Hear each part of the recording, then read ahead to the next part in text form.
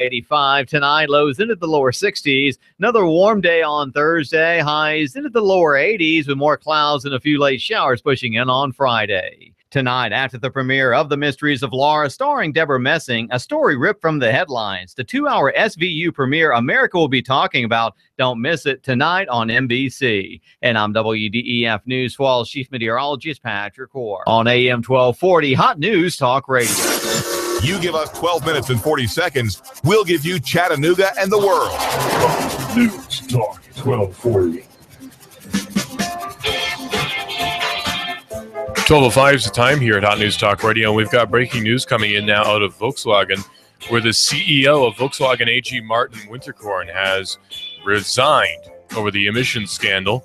So Martin Winterkorn has now resigned. The German automaker could be facing billions of dollars in fines after the company has admitted 11 million vehicles worldwide were fitted with population control cheating software. The CEO, Winterkorn, says in a statement, "I am shocked by the events of the past few days. Above all, I am stunned that misconduct on such a scale was possible in the Volkswagen Group," Winterkorn says in a statement. He said that as CEO, he accepted responsibility for the irregularities found in the diesel engines and, quote, "therefore requested the supervisory board agree on terminating my function as CEO of the Volkswagen Group." The head of VW added that his resignation would lead to a fresh start, which the company needed. The Volkswagen Group is the world's biggest car maker. The company owns Audi, Bentley, Bugatti, Lamborghini, Porsche, Seat, S-E-A-T, Skoda, and Volkswagen brands. Now, more details are going to be following about that, and we'll certainly let you know on those later today on Hot News Talk Radio at Hot News Live at 5. This is Hot News Talk Radio, AM 1240. We are everywhere. Listen live to Hot News Talk Radio at hotnewstalkradio.com. Be sure to download the TuneIn Radio app for your smartphone. That's Hot News Talk Radio on your smartphone on the TuneIn Radio app, and then just search for Hot News Talk Radio on there. Also on Twitter, it's You Report the World Decides on Twitter. Just search for Hot News Talk Radio on Twitter, and then we are always tweeting out very pithy things over on Twitter, so you can always check us out there or get in contact with us. We got some direct messages and some mentions on Twitter already, so we'll certainly keep you informed right there on Twitter, Hot News Talk Radio on Twitter. Now, the main thing that I was wanting to get to today actually is totally unrelated to Volkswagen, but that had just happened, so I figured I would inform everybody about that before we do a full write-up on it on Hot News Live at 5, which is, of course, tonight at, 5 o'clock. Well, what's going on now is underground army bases I wanted to talk about, because I found this really interesting website, empire.is. Now, empire.is is this really, it's an interesting website, and it maps all known military installations. So there are quite a few. Most of them, of course, are United States military installations, because the United States, at least so far, has, if not the biggest, and at least the most expensive military. We spend the most of our GDP on military. So that's, we call it defense, but it's military. You know how different countries are. You can get away with anything if you call it defense. So we call it defense, and thus it now suddenly is. So the big issue, though, that I was mainly interested in, because we all know about like Arnold AFB, we all know about the different military bases in, say, Georgia. We're all familiar with that. That's nothing new. We know about those. That's not very interesting either, because that's not where the interesting things happen. If you want to know about interesting things, you generally don't look towards Fort Bragg. That's just where people hang out, office work happens, training happens. That's about it. No, the interesting stuff happens directly underneath our feet. It seems that way anyway, 90% of the time, at least 50% of the 90% of the time. It seems that really interesting stuff happens right beneath our feet. Now, on empire.is, which maps all these different military installations, I found that there were two locations of interest. One of which is actually right in downtown Chattanooga. Now, I don't know if that's a discrepancy or not. It's very weird. And what happens is when you go to empire.is and you look at the map, you actually see that there's a little blip right on Chattanooga. In fact, right on downtown Chattanooga at the intersection of MLK and Market Street. Now, I've been to MLK and Market Street many times. Probably everyone listening has. You know, you've probably been to MLK and Market. I guarantee you've been to MLK and Market, whether you realize it or not. It's right there downtown. Lots of businesses are there. It's just, it's sort of a hub.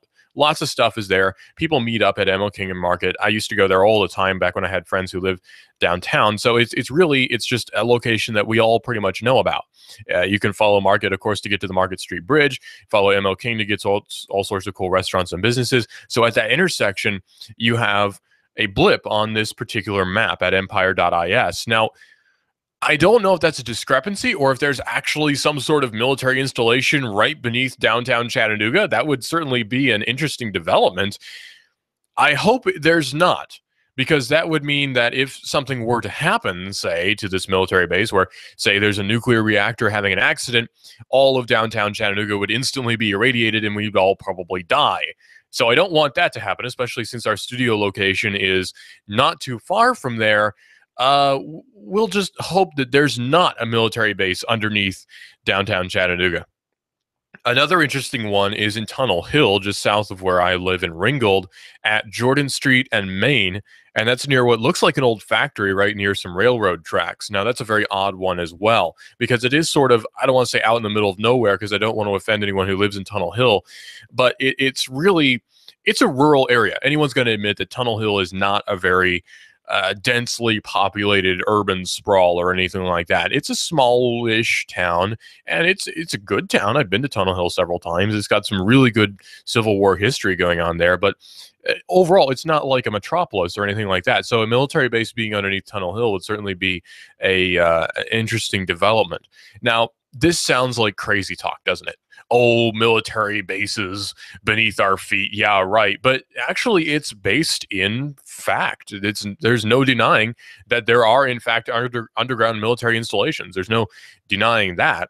Well, I mean, you can deny that, but you would be wrong. So we have statements, and I gathered some stuff from this really good website called collectiveevolution.com. Now, I'm not going to just trust some website for information like this. It does cite sources. I checked the sources. They seem to be legit.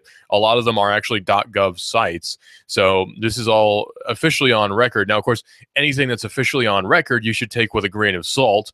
Anything that the government is willing to admit is probably only half or a third or a quarter of the true story. But here we have this statement from Collective Evolution that's very interesting. It's saying, recent leaks from Edward Snowden, of course, former intelligence contractor with the NSA, have shed light on the black budget world. Now, the black budget is not a budget that deals with the African-American population. The black budget is the budget that is not really well known. It's not publicly disclosed what this money goes towards. So this would be like CIA assassination attempts on Castro. That would be the black budget. So a lot of really dark, deep, evil stuff goes on with the black budget. So the website says that this is a world full of special access programs, or SAPs. That's a real term that garnishes trillions of dollars every year to conduct operations that the public knows nothing about. These programs do not exist publicly, but they do indeed exist. They have been admitted to exist, but the purpose, what they are, what the money exactly is going towards, that's kept pretty much a secret. They are better known as deep black programs. I kid you not.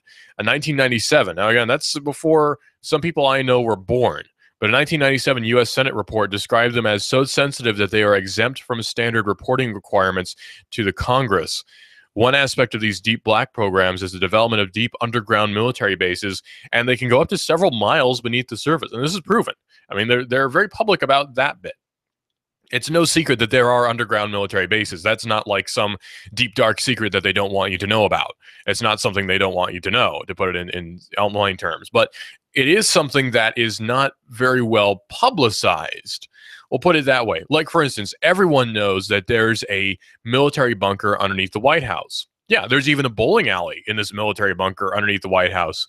There's probably a shooting gallery. It's got a nuclear-proof bunker, an atomic bomb-proof bunker. We all know that that is there. But when you think about it, it doesn't make any sense to have these bases exist and then be totally isolated from all the other bases. It would make sense instead to have a sort of network. Also consider that if these bases are indeed connected via the internet, which we can assume that they are, over ARPANET, of course, or SIGINT, or some other form of network, it doesn't make any sense if these bases are supposed to be nuclear proof to run these lines above ground. After all, why would you run lines above ground if there's going to be some sort of nuclear cataclysm and then suddenly you don't have internet connection and you're not connected anymore? that doesn't really seem to make any sense. What if a nuclear explosion happens in between one base and another, or all around all these different bases, and suddenly there's no communications between them, which could easily happen if a service provider gets nuked.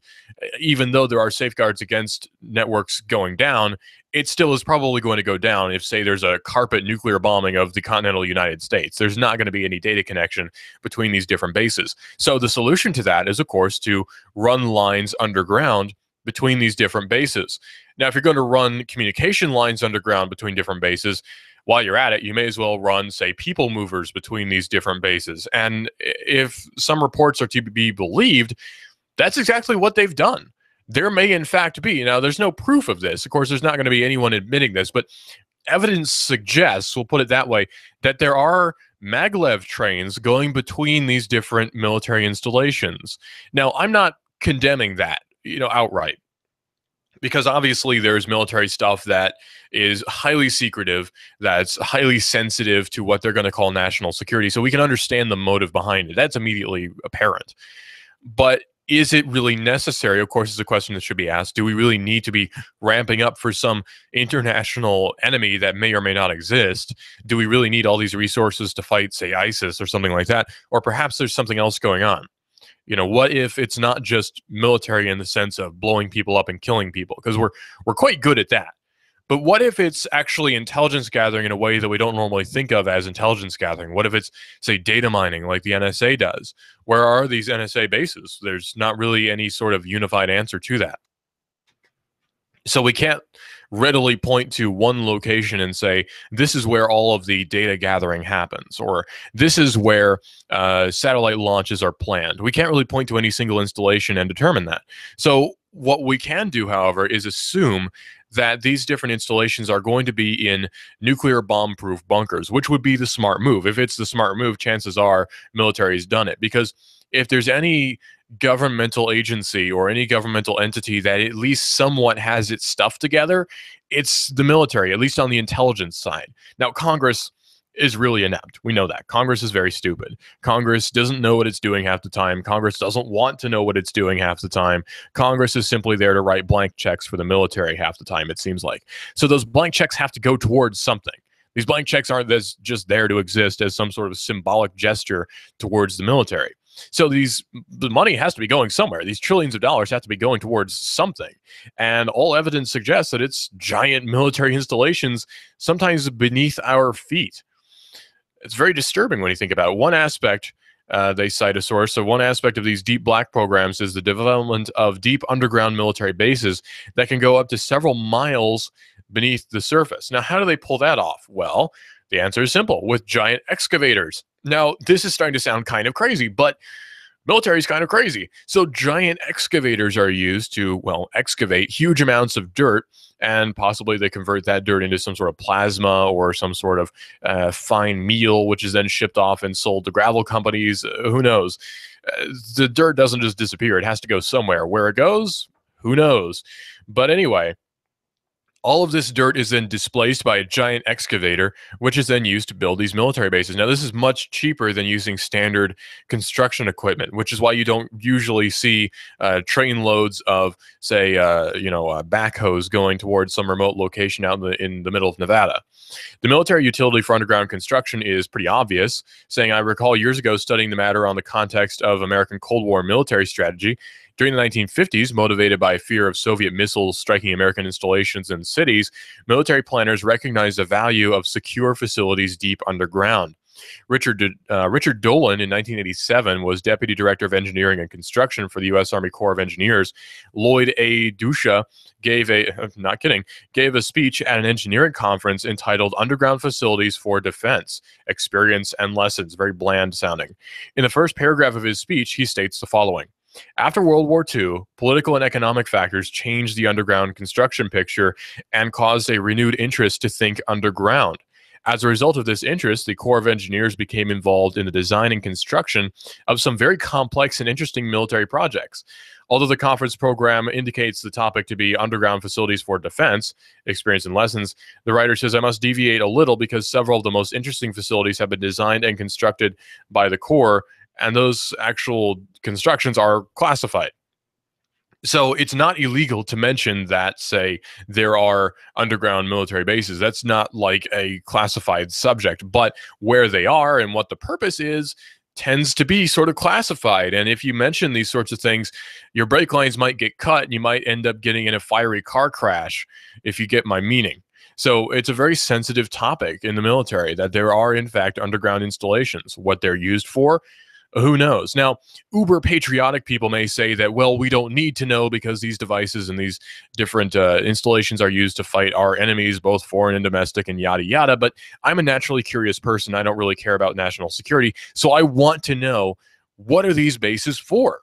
We're not really told what they're for. I mean, nobody's going to just come out and say, oh, yeah, we use those to get extra dimensional beings or whatever. And by the way, if you try to look into underground military bases, a lot of the stuff you see is, well, not to use the term derogatively, but conspiracy theorists saying that they have portals to the moon and Mars. So obviously a lot of mythos is behind these military bases because it's not known what they're for. It's sort of like the urban legend of the military world where we know they're there, but we don't know what they do there. Now, we know about different military installations like, say, HARP, which is the Hyper something Auto Aural research project, and it's been a lot of the times linked to weather modification and all sorts of interesting things. But the military does a lot. The military does a whole heck of a lot. And military intelligence does even more than that. And we don't know what this military intelligence is doing, actually. Some say that the military is, technologically speaking, 15, 20 years ahead of what we have on the civilian side. It's been speculated. In fact, sometimes people say it's been proven that the military actually had microprocessors before we did on the domestic side that was used for fighter jets and telemetry for these fighter jets and guiding missiles and all these sorts of things. Of course, in the 1950s, microprocessors were hugely expensive. It's not like today where you can buy an i7 and pretty much anybody can buy an Intel i7, which is a pretty dang expensive processor today, but it's not unaffordable.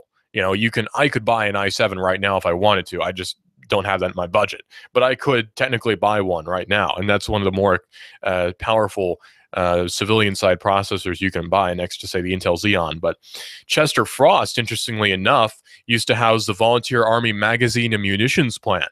The giant doors to that facility are still visible. If you go to Chester Frost and you walk around in Chattanooga, you can see giant blast doors. And what's within, I don't know. We've never been inside. I've never seen the inside of any of these facilities anyway. I'm sure there's some retired military guy here in the city who knows what's beneath them. But really, for something as public as that, I doubt it's something terribly interesting. But it still needs to be explored. What's going on here? And this is something that's still going on today. It's not like some ancient thing that happened in the Cold War and then ended immediately afterward. We still don't know what exactly goes on. Now, there are, of course, satellite images that we can get from, say, Google Earth, and that's where empire.is comes in. On their website, on empire.is, it says, how do you measure a military footprint in people, dollars, space? This website, they say, is an ongoing attempt to map one aspect of that question by visualizing the location of United States military installations. The data comes primarily from the 2013 Base Structure Report, with a couple of lesser-known sites unearthed by journalists and geographers mixed in as well. Many places are still missing, he says, so please let me know what else needs to be added. He gives an email address. I would encourage you, by the way, to go to that website, empire.is. Very interesting stuff. Some of the locations are noticeably censored, by the way. One of the notable ones is Volkel Air Base in the Netherlands, which is property of the Royal Netherlands Air Force, and it's been changed to a camouflage pattern. Some others have been blacked out entirely. Sometimes you'll see things even out at sea, which are just blurry masses. Sometimes you'll see just literally blacked out areas where it's just like somebody went into Photoshop, clicked on the paintbrush, and then just painted over whatever's there. So we don't know exactly what's going on. Now, civilians, of course, can help this out with high-res drone photography, which is, of course, a big worry for military people. I'm sure that somebody's going to fly a drone out there and take photos and then publish them online. I'm sure they're very worried about that. But I want to see those photos. So if you are a drone pilot and you want to skirt the law a little bit and fly these drones out there, well, of course, you shouldn't do that. But if you happen to, I would love to see the photos. You can tweet them at us at Hot News Talk Radio on Twitter. So it's very illegal to do something like that, but I'm sure someone sometime is going to try to do it and publish those photos on the internet. And once something is online, You can't really get rid of them. It's very interesting stuff. What's beneath our feet? We don't know for sure. We know that there are military installations beneath our feet. I've heard tell before that Signal Mountain has been hollowed out and is itself a giant military facility. That's entirely possible. I don't know. It's very interesting, and it's still something that needs to be explored. There's all sorts of stuff in this giant military infrastructure that we simply do not know about. Are there giant military installations beneath our feet that are connected possibly with maglev trains that have been there since the Cold War and are continuing to be constructed with trillions of dollars going towards these different projects? What about in the skies? The National Reconnaissance Agency, we know, has upwards of $10 billion pushed towards it, which we don't think of as that much perhaps, but that's a huge amount of money. $10 billion going towards military satellites, even more money perhaps going towards underground facilities. If you have the resources, you can pretty much do whatever you want, including building giant facilities such as these. This is Digital Drive. I'm your host, Russell. We're going to be continuing to talk about that topic here on Hot News Talk Radio AM 1240, and of course here at hotnewstalkradio.com and Hot News Talk Radio on Twitter as well. This is a mob mode. This is the mob mode. What kind of fool do you think I am?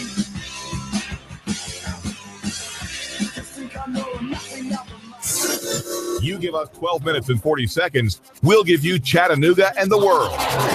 News Talk 1240.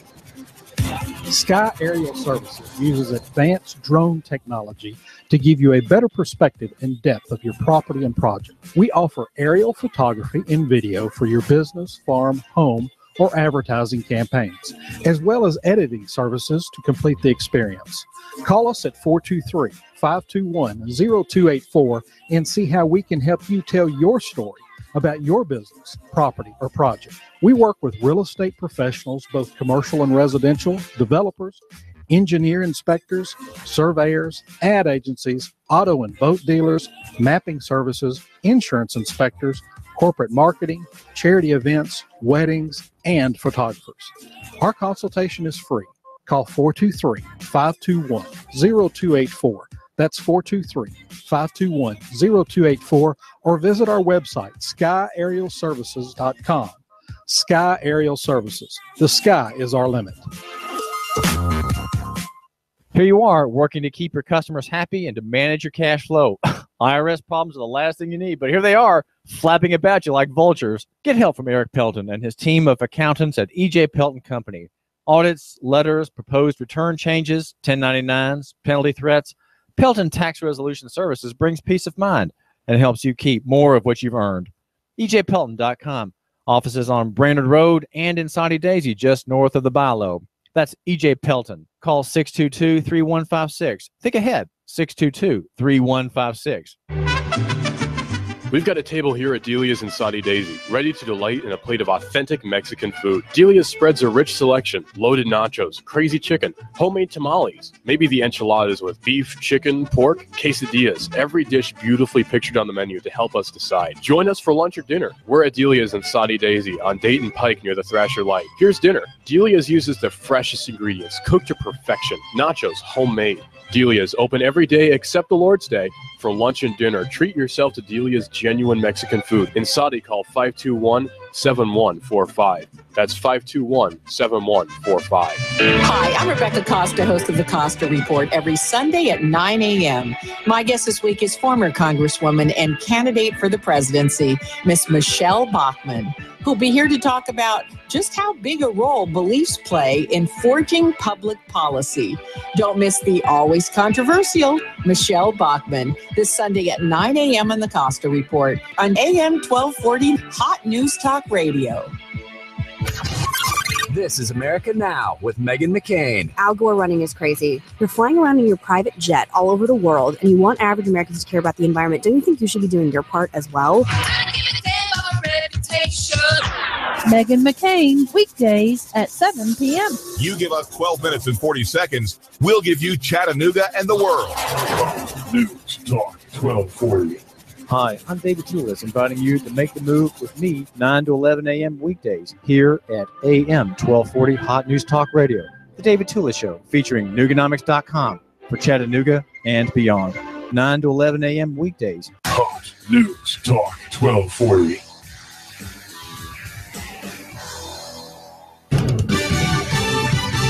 Fox News Radio, I'm Lillian Wu. History unfolding in our nation's capital as thousands gather to catch a glimpse of the poet. Security is tight on the streets. The officers every 10 feet or so have their eyes on the crowd. There are also bomb-sniffing dogs, helicopters overhead, and advanced police vehicles parked just out of sight to fortify the very short parade route. Fox's Peter Ducey, the CEO of Volkswagen, stepping down as a scandal engulfs the German automaker. Admitting that 11 million of its diesel vehicles worldwide contain software that cheats emission testing standards. California regulators and the U.S. Environmental Protection Agency are investigating. The Justice Department is also reportedly looking into it. Fox Radio's Jeff Manasso, and the freeway shootings in the Phoenix area may have started earlier than previously believed, according to officials who now say it could have been August 27th. Fox News, we report, you decide. You give us 12 minutes and 40 seconds, we'll give you Chattanooga and the world. News Talk 1240. So the Fraternal Order of Police over in Pennsylvania are now rallying behind, according to Watchdog.org, legislation to shield the identities of officers who use force. This is Hot News Talk Radio and Digital Drive. I'm your host, Russell. We're talking about technology and quite a bit more.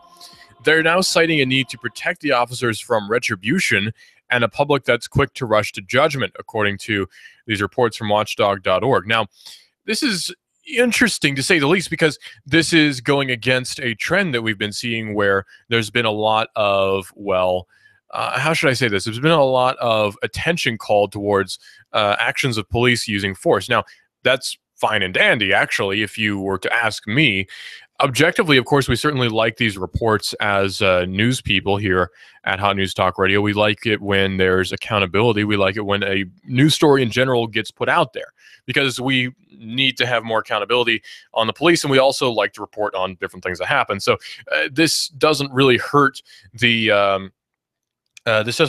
industry when it comes to talking about the police. Advocates repeatedly turn to anecdotes of ambush violence against police.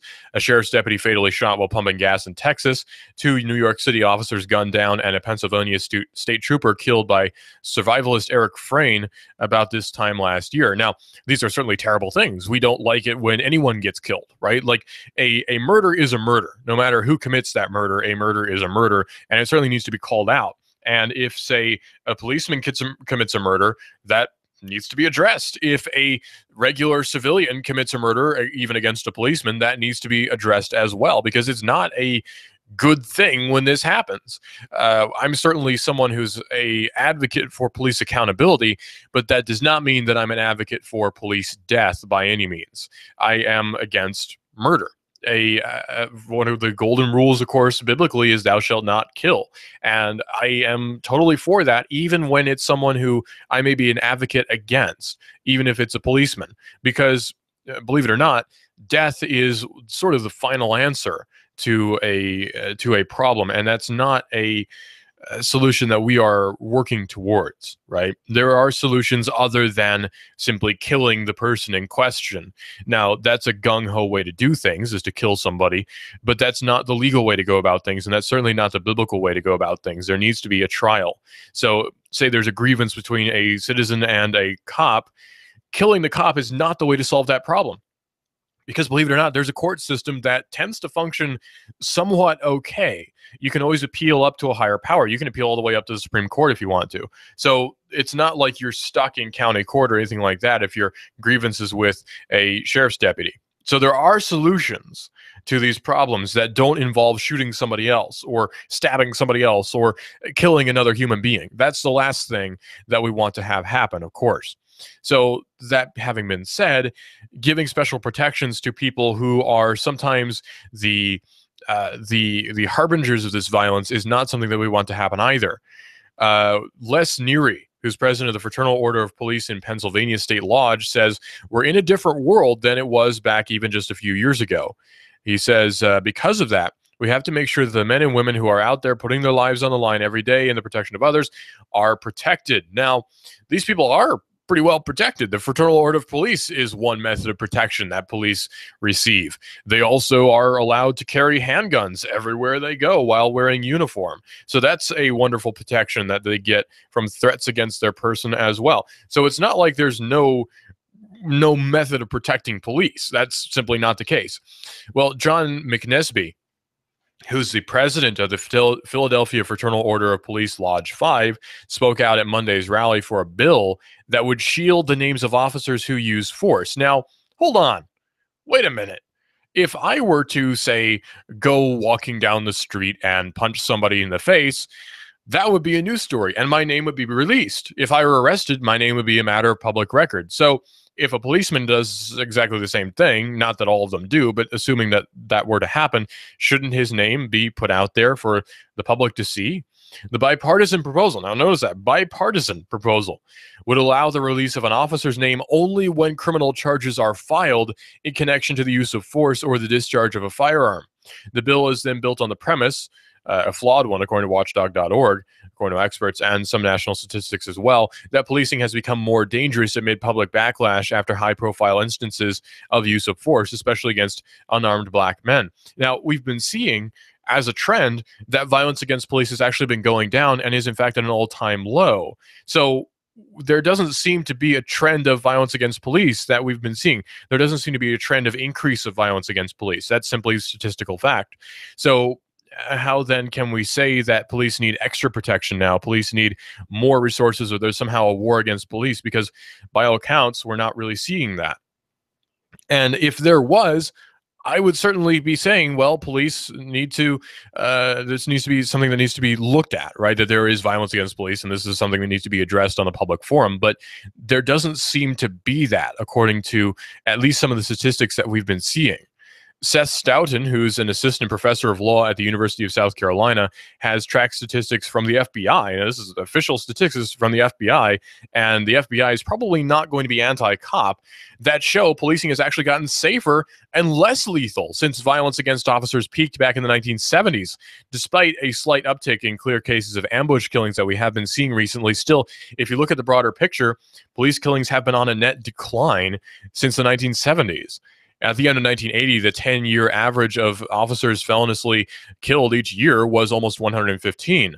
By the end of 2014, that figure has dropped down to a little over 50. If the current pace continues, about 40 officers will be killed this year, the second lowest number since 1962. So obviously, it's not a good thing when police officers are killed, or murdered, I should say. If it's a self-defense sort of thing, that's another story, but it's certainly not a good thing. I can't point towards a killing and say it certainly is good that that person is dead. That's not the right thing to say. That's certainly not the Christian thing to say. My morals and my teachings that I have received over my years of education would certainly not point towards me saying that. So we can say with some authority anyway, at least from the FBI, that police killings have been on a net decline. Now, that's a good thing. I'm not going to say, oh, well, more of them should die. No, of course not. That's a terrible thing to say. So police deaths being on a net decline is a good thing. This is a good trend that we're seeing. So Stoughton says this is certainly a stronger public sentiment and harsh. There is certainly stronger public sentiment and harsh public criticism of policing in the last year or so that we have not seen previously, but that is not statistically equated to more violence, and particularly more lethal violence against officers, Stoughton said. So there is rhetoric. That's to be sure. There is perhaps a war on police in the public forum, but there's not a violent war on police that we've been seeing. There may be a violent war on police in very concentrated areas, and there certainly may be a war on police in rhetoric. But when it comes to violence, the numbers don't really show that happening.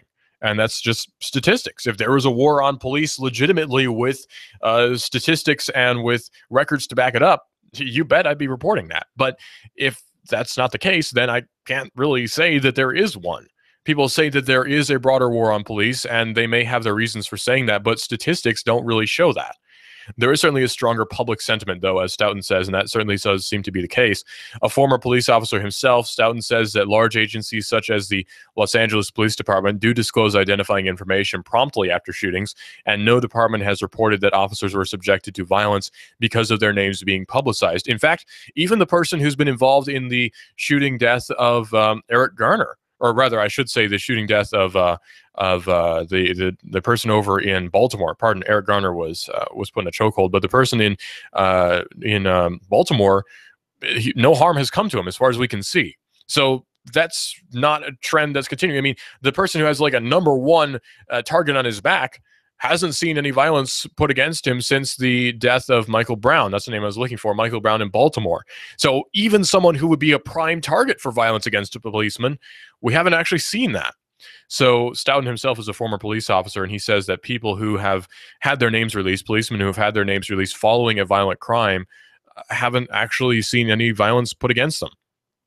Police union leaders and lawmakers, however, are offering a more concerning picture, calling out the Philadelphia policy of disclosing names of officers involved in shootings within 3 days unless a threat is made against them or their family. Now, these days, in the age of technology, in the age of the internet, it's easy to make a threat against somebody. Back in, say, the 70s or 80s, you had to mail them a letter. You had to put an ad out in the paper or something that says, I'm going to kill you.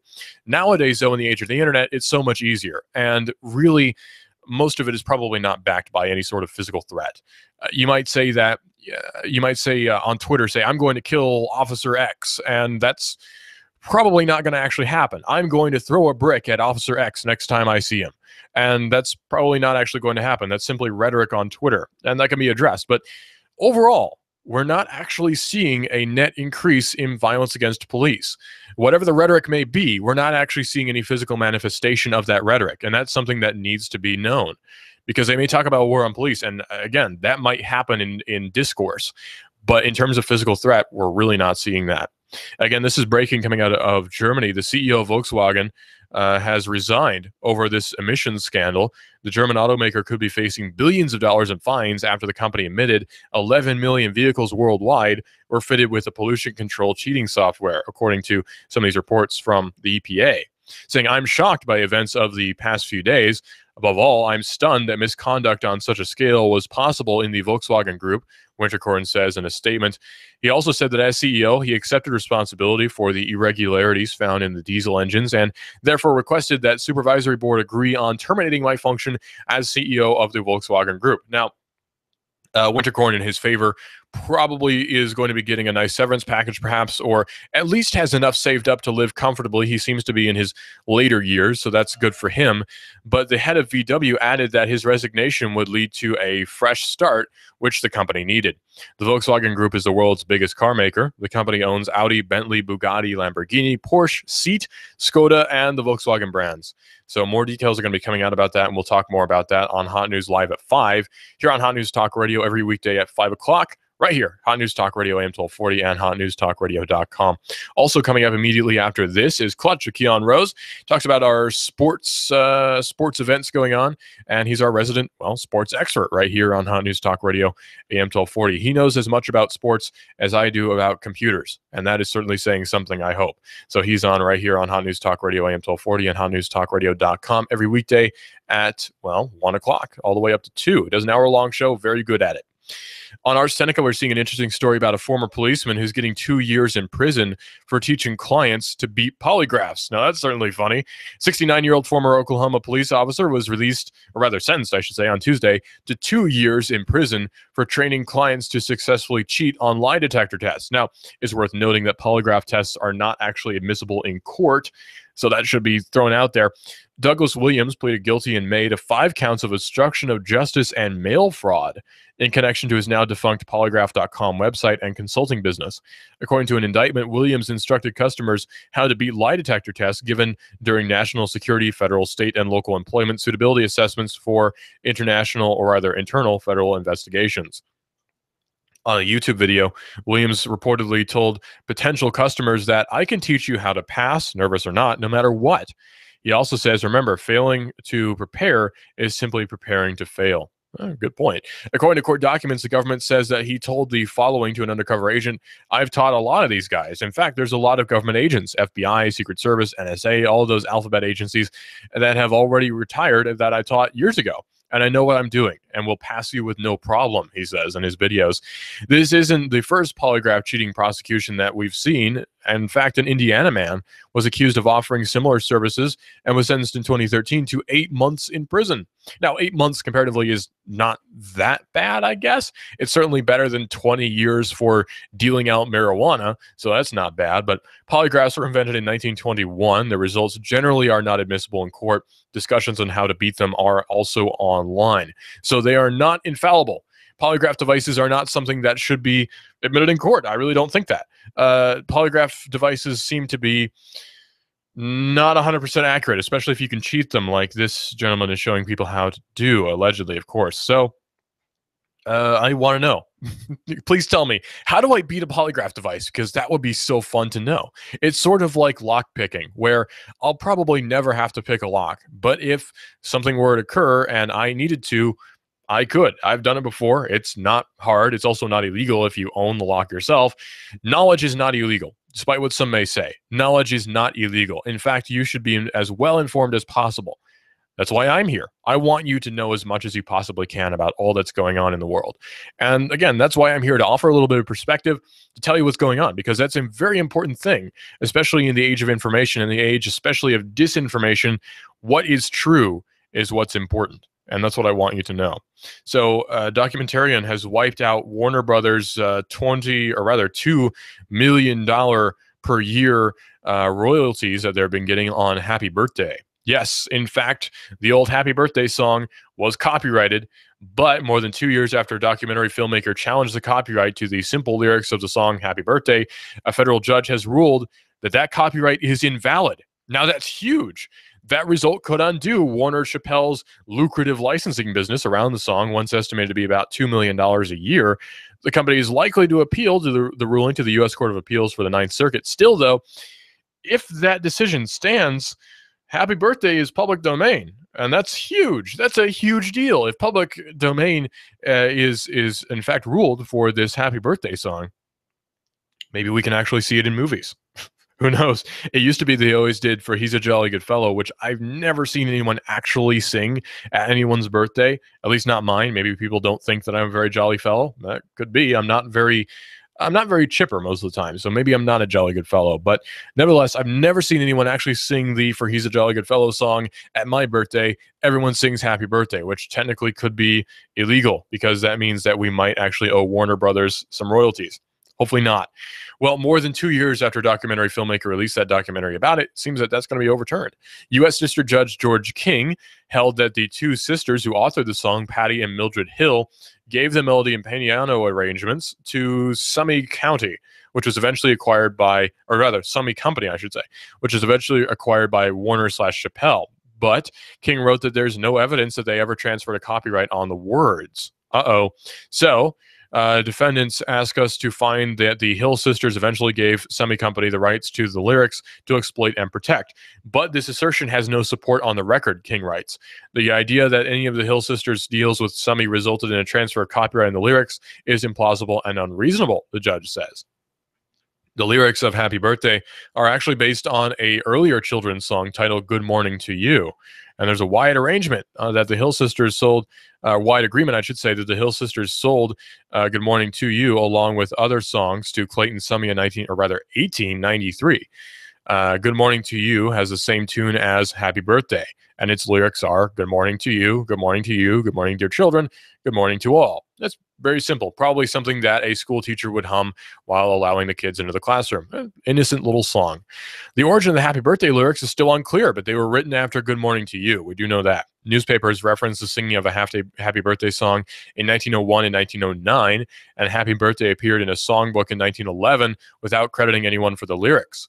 1920 songbooks similarly published the work without a credit, with one exception. So it's sort of like Brothers Grimm, where we don't actually know who originated these fairy tales. We know Brothers Grimm aggregated them into one source, but we don't actually know who came up with them. It's just folklore. It's just something that occurs. Kind of like who came up with the original tales about Sasquatch. We don't know. It's just something that happened. So it's very interesting, to say the least, that this has been copyrighted Is the copyright claim legit? It doesn't appear to be.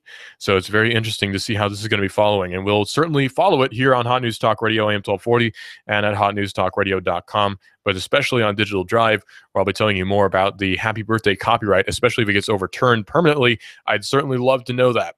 So anyway, Los Angeles man has been arrested for allegedly flying a drone too close to an LAPD helicopter. Now, an LAPD helicopter is sort of a holy item, because if you ever say anything ill about the LAPD, they will come down on you and they will probably kill you. So the city of Los Angeles has brought criminal charges against a man accused of flying a drone near a police helicopter. According to a Tuesday statement from the city attorney, the suspect, Martin Sheldon, was charged with 2 counts of obstructing a peace officer in the lawful performance of his duties. If he's convicted, he could face up to 1 year in jail. Now, this is one example perhaps of unreasonable flying of a drone, irresponsible flying of a drone, sure. On August 27th, Sheldon was found operating the drone from a parking lot along Sunset Boulevard in Hollywood while the helicopter was orbiting above a crime scene below.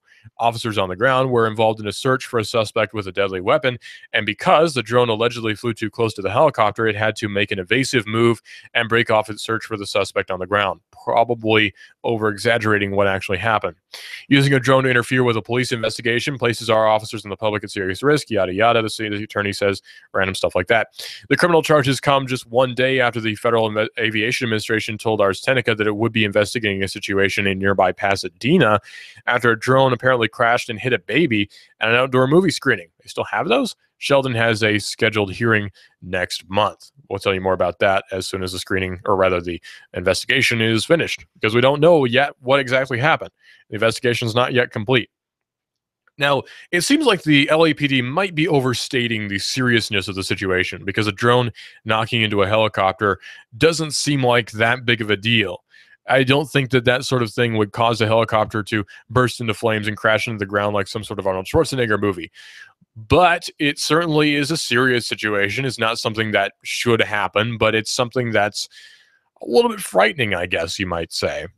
Well, if he's elected, Jeb Bush, our good buddy who has no personality, will get rid of net neutrality rules. Republican presidential candidate Jeb Bush pledged to repeal or reform the most onerous Obama rules and regulations, and net neutrality will be one of the first things on his chopping block. Now, this is following a trend of Republicans attributing too much to Obama. That's something that we see happen a lot. Obama is not responsible for net neutrality. In fact, the FCC is responsible for net neutrality. There's been a lot of infighting in the FCC. The president doesn't actually have any say in net neutrality anyway, so attributing his name to it seems kind of silly, irresponsible, and uninformed. Republican presidential candidate Jeb Bush, though, says that he would try to remove it if he's elected president. I don't know how he would do that. The Federal Communications Commission's net neutrality rule classifies all internet service providers as public utilities, subjecting them to antiquated common carrier regulation, Bush's team wrote in a post titled The Regulatory Crisis in Washington. Now, there's no doubting there is a regulatory crisis in Washington, meaning that there is regulation in Washington, which there shouldn't be. Really, the state is regulating far too much. We can admit that. But Jeb Bush fixing that, I kind of don't see. Bush wants to make sure that internet service providers such as Comcast, Verizon, and AT&T are allowed to charge online content providers for access to their networks and internet subscribers. That sounds fair enough. Rather than enhancing consumer welfare, these rules prohibit one group of companies, the ISPs, from charging another group of companies, contact companies, for full cost of using their services, Bush's proposal wrote. Now, I can't say that I myself disagree with that statement, but what does Jeb Bush plan to do if elected president to solve that situation? Write some executive order? That sounds exactly like something that the current president would do, writing executive orders. So are the Republicans actually going to be fixing any problems if elected? I'm very cynical, so I say probably not. That's just me, though. Maybe you think that the Republicans are going to be fixing the situation. If you think that, you're much more positive than I am, but I'm very negative when it comes to presidents. I really don't think they do much of anything anyway. Presidents don't have a whole lot of power. They shouldn't anyway, so that's good.